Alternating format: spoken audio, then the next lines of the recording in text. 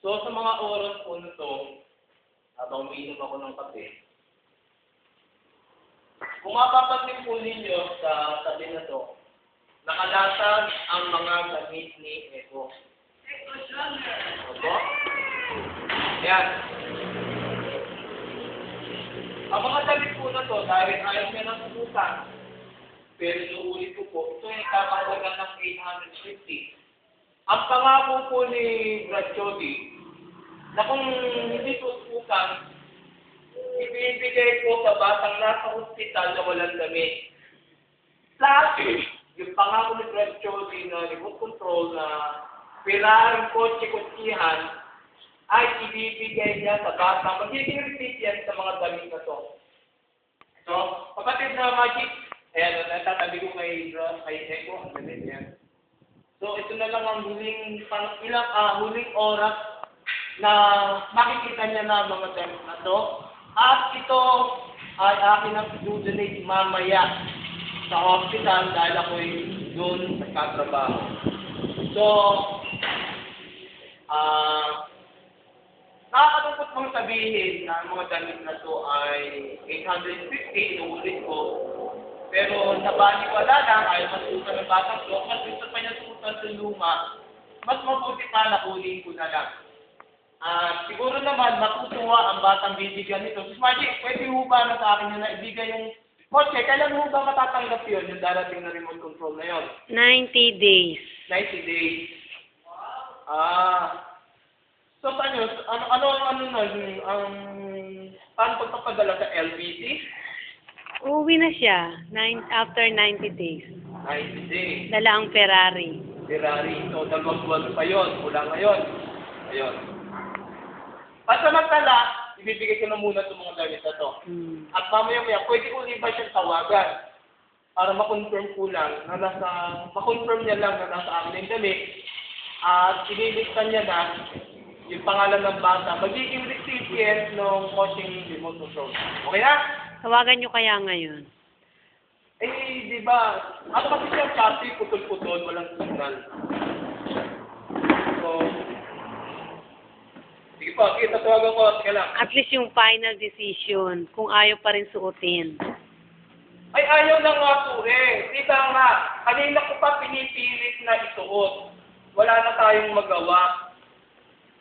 Wala na po akong magawa. Tingnan mo, kaya pa to ng load ko.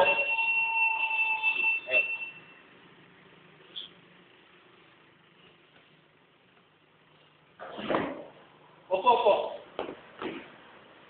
Brad, napuputol po kayo. Ang hina ng signal nyo. Gusto nyo ba kausapin? Titingnan ko kung kakausapin kayo. Eko, gusto mo na kausapin si Papa?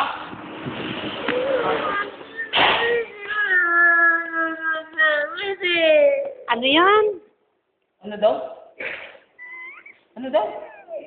Brad, naiyak po siya. Mukhang ayaw niya ibigay yung mga damit. Mukhang susuotan na po. Huwag naman kayong ganyan, Brad. Gusto nga suotan eh. Huwag magbago isip nyo. Huwag kayong ganyan. Nakakawa mo si Eko. Susuotan na raw po.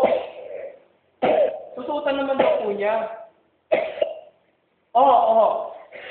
So, yung tuloy, dala-dala nyo na yung coaching remote control. Kaya Eko nyo na lang bibigay. Bibigyan nyo pa ng chance ngayon na suutan. Tatawag kayo maya-maya. Babalita ko sa inyo na sinuutang ko na. Oo. Sige po, sige. Patay ko muna ako. Lobat na ako ho. Sige lang. Naku, ito na naman.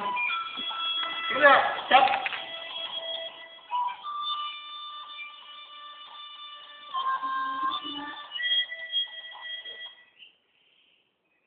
Bakit po? Sige basta sige. Baka wala na akong load. Tatry mo na Mrs. Maggie kung susuotan ho. Babalita ko agad sa inyo. Text na lang ako kung pwede.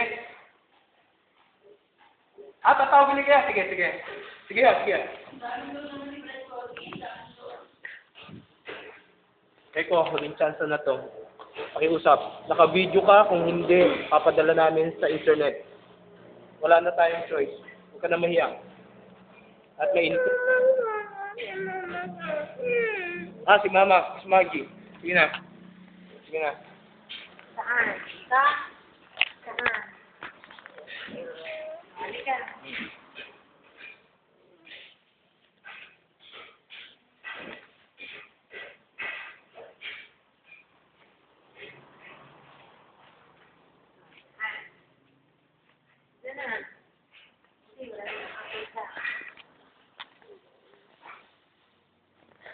Sa mga oras po sa mga oras pong ito, Brad Chody, ito na po si Eko.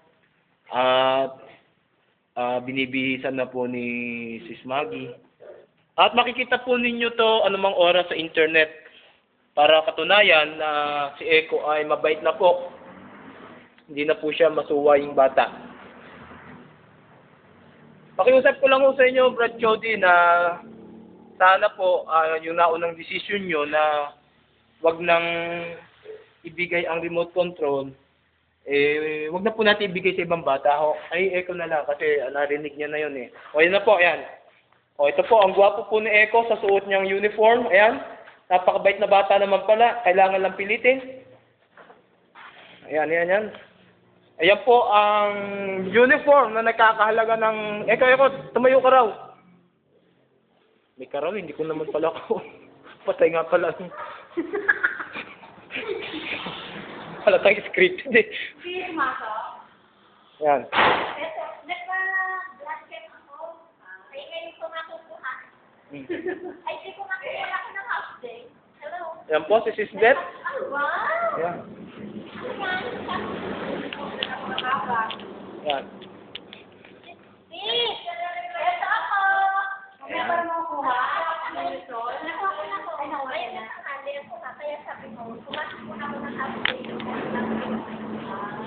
Mabalik kayo. Hindi na. Meron sa tayo. Ayan po, Brad Chody.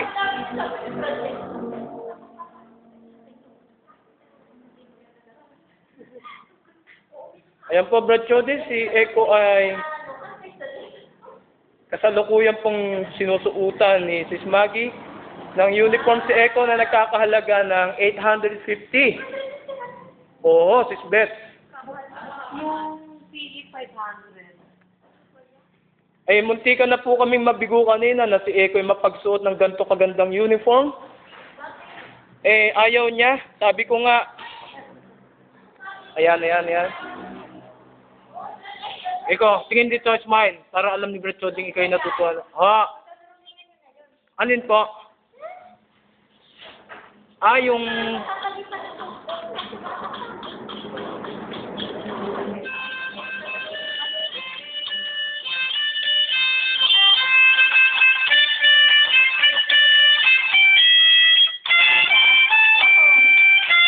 kita mo na? Fit na kailangan. Eko, smile. Okay. Bagay naman pala eh. Ganda oh. Pogi.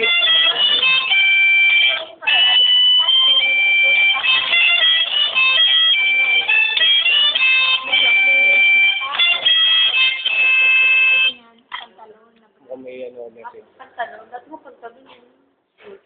Maganda parang si Teddy. Ganun. Ay, salamat, Lloyd. Kala ko sa office. Sis Mag, upo kayo para magpantay kayo ni Eko at para maganda ang kalungin po ninyo ang inyong uniko iho. Yan. Ba't mapapadala ba yan mo? Kailangan makita ni Brad Chody na yung kanyang pinaghirapan ay suot ni Eko. Dahil ang pangako ni Brad Chody ay isang remote